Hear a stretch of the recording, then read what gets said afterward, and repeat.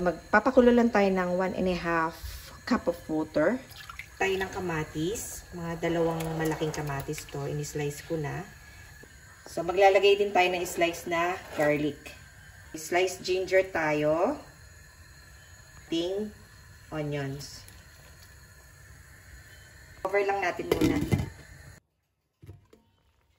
So, pinakuluan ko lang hanggang sa lumambot yung ating kamatis.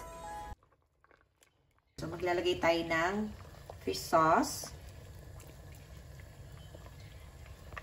Maglalagay din tayo ng calamansi juice. Isang calamansi lang ito. Yan ang gagamitin natin pampaasim.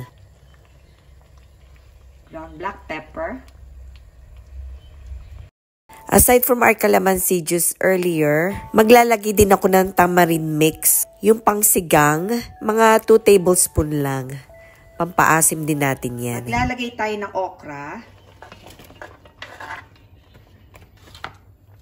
Takpan lang natin. Waiting ka na. Maglalagay lang ako ng pinch of sugar. Then, maaari na natin lagay yung ating fish. At ito yung ating fish, yung sprat fish. Kahit maliliit yung ating sprat fish, nilinis ko pa rin siya, no? Ginatid pa rin natin, saka inalis natin yung hasang. Since wala tayong siling pangsigang, itong red chilies ang lalagay natin.